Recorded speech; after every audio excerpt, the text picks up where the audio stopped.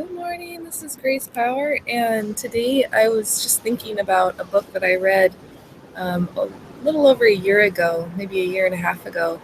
Um, just that it was actually recommended by my business coach. Well, she was like a business and life coach.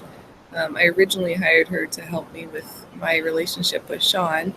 We were having some little arguments and disagreements and things that we're trying to work through, and she recommended this book. So it's called Wired for Love, and I actually watched a couple of the interviews with the author on YouTube. So you might be interested in checking that out, just so you can kind of meet him and hear him talk, which is he has some good information. Just talking about what's in the book and kind of how he um, came to the realization of his child psychology background and how it related to marriage relationships. And so I'm actually going to share my screen with you all, um, so that I can show you. Let's see. So this is Wired for Love. And I was just going to read what it said down here kind of as the introduction. But yeah, Stan Tatkin is the psychologist that wrote this book. What the heck is my partner thinking? Is a common refrain in romantic relationships for good reason. Every person is wired for love differently with different habits, needs, and reactions to conflict. The good news is that most people's minds work in predictable ways and respond well to security, attachment, and rituals, making it possible to actually neurologically prime the brain for greater love and fewer conflicts.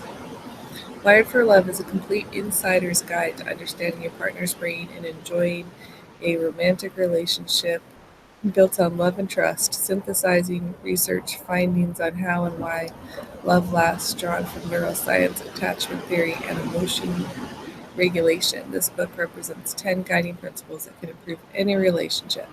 Strengthen your relationship by creating and maintaining a safe couple bubble, using morning and evening rituals to stay connected, learning to fight so that nobody loses, becoming the expert on what makes your partner feel loved. By learning to use simple gestures and words, readers can learn to put out emotional fires and help their partners feel more safe and secure. The no fault view of conflict in this book encourages readers to move past a warring brain mentality and toward a more cooperative, loving brain understanding of the relationship. This book is essential reading for couples and others interested in understanding the complex dynamics of love, of work behind love, and trust in intimate relationships. While there's no doubt that love is an inexact science, if you can discover how you and your partner are wired differently, you can overcome the differences to create a lasting, intimate connection. So that kind of sums it up and kind of gives you an idea of the basis of his work. And um, what I found really helpful was the the rituals. And actually, I had been staying up late at night after Sean went to bed and kind of having my quiet time and stuff at night. And one of the things that this book talks about is like going to bed and waking up at the same time. So I actually changed my schedule around and started going to bed at the same time as Sean. But I still like to have my alone time, so I actually set my alarm and get up early, but just try to make that connection and ritual in the morning with coffee and a little banter um, when he gets up, later on in the morning. So anyways, that was just something interesting. And then also like greeting um, each other after you haven't seen each other all day, or if someone comes home, and kind of having like a ritual of greeting. It's just surprising the effects that it did have. Um, Almost instantly, I could see the effects it had on Sean's brain, and just in the love in our relationship. And God, a lot of that is intention. So I was putting out the intention of improving our communication and improving our connection. And so I believe that was a lot of it too. Um, having the expectation that things were going to get better instead of get worse or things like that. Like I was really using some of the, I want to say tactics. I don't know if I like that word, but just using some of the advice from the psychologist in the relationship. Kind of got to see the results from that, but with the intention that I wanted to have a much better relationship, more loving, more patient and kind of relationship. So, and I would say we definitely got that. I mean, a relationship's always evolving and growing, and so there's deeper levels I want to go to, and more I want to.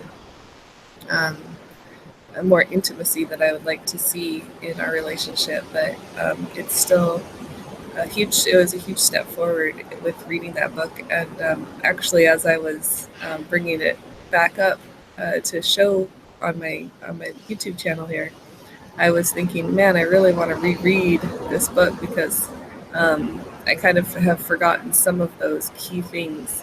And also, Sean and I are in a little bit different place now. We have like a really good relationship going right now. And so it'd be interesting to read the book now and just see if there's any different things I can do or remember to do that would affect our communication with each other. So I know relationships are just such a big part of this life and big part of what I would consider being successful. Like if you have a great career but you have a horrible marriage, it just doesn't work. It doesn't equal success, in my opinion, and I don't think anyone would say that. It's all about balance. So it's putting that time into the relationship.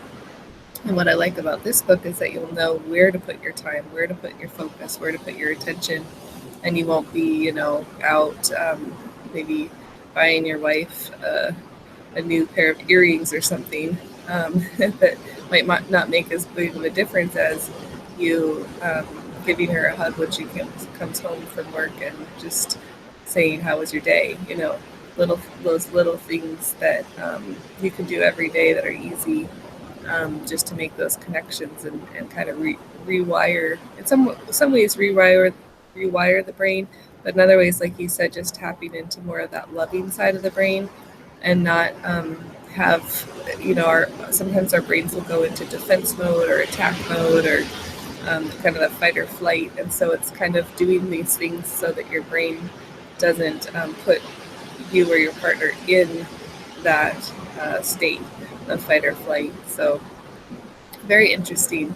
And he has different words for it and kind of goes more in depth with the psychology side of stuff. So if you are into that kind of thing, you might really enjoy that. And I'm sure there's things in this book that could even be related to your children, how to parent your children and things like that. And so that might be another reason I could reread it, just to see if I see anything enlightening or new that seems like new information, even though I did read it. But when you read something, you don't really capture all of the information the first time around. So anyways, check it out. It's on Amazon. That's the way I got it, just because I used the Kindle version.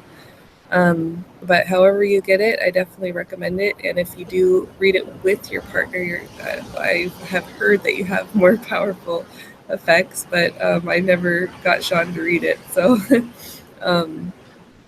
but it still was effective, even just with me reading it. So, but if you, I would encourage, like, if you can get your partner to read it, you'll have good effects of that as well. All right, take care, have a good morning, and I'll see you in the next video.